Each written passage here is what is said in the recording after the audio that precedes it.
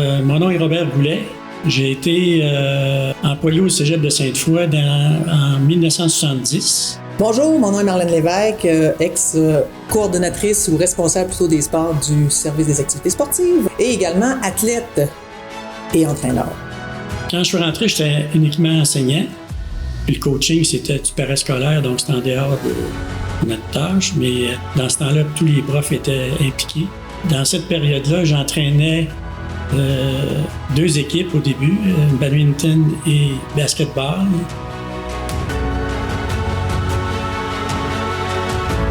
Ce qui a changé, c'est toute la structure, tout le fonctionnement. Donc on voit maintenant les sports-études qui ont explosé aussi depuis, les années 80, 90.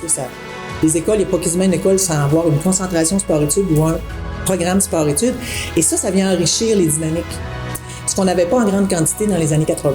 C'était principalement des entraîneurs, quelques peu de physiothérapeutes qui pouvaient tourner autour de l'équipe pour assurer les soins. Mais je te dirais que maintenant, on parle d'entraînement physique dans les périodes mortes, ce qu'on faisait pratiquement pas dans ces années-là. Donc l'entraînement physique, meilleur suivi, meilleur programme pour prévenir les blessures aussi. Mais puis ça peut pas exister, c'est sans que tout en dessous, la structure étudiante, du secondaire, puis même aujourd'hui on parle de primaire, se développe des joueurs, puis là la pyramide, elle a agrandi énormément. Les sports étudiants, on peut dire aujourd'hui qu'il est en maturité.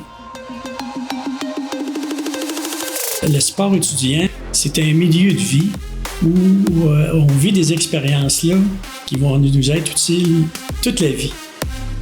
Toute la vie. C'est-à-dire travailler en équipe, travailler sous pression, faire des bilans pour s'améliorer. Qu'est-ce qui va pas? Qu'est-ce qui va? Ça, c'est dans la vie, si vous faites ça, vous allez réussir. Donc, c'est une micro-société où chacun vient chercher quelque chose, mais où chacun supporte l'autre aussi. Donc, je dirais que pour moi, une micro-société, c'est vraiment la réalité d'une équipe. Là. C'est qu'il y a du monde qui vient de partout avec des réalités différentes, avec des milieux d'éducation différents, et on s'enrichit à se côtoyer.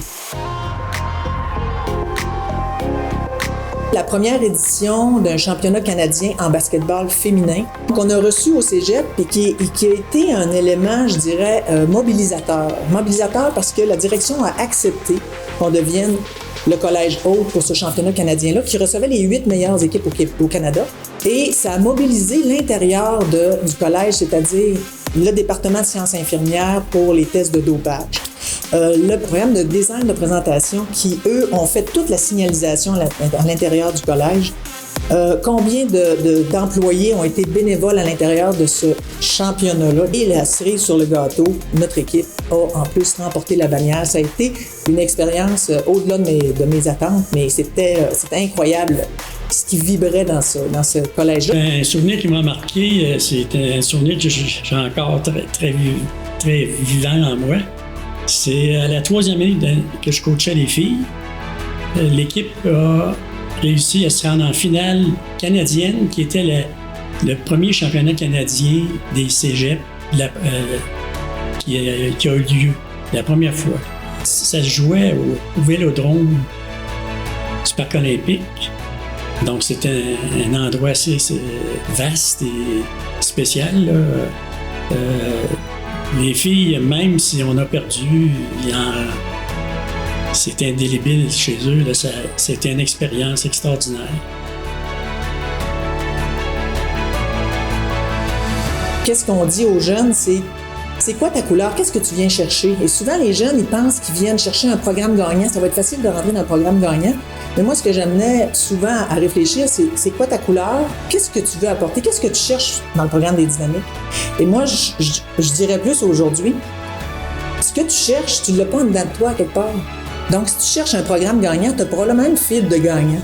Pourquoi tu n'amènerais pas ta fibre, ta couleur, ton engagement, ton intensité, ta passion, tu l'amènes pour contribuer au programme gagnant des dynamiques? Si vous réussissez à faire une équipe, faut en profiter parce que c'est une expérience de vie qui est extraordinaire.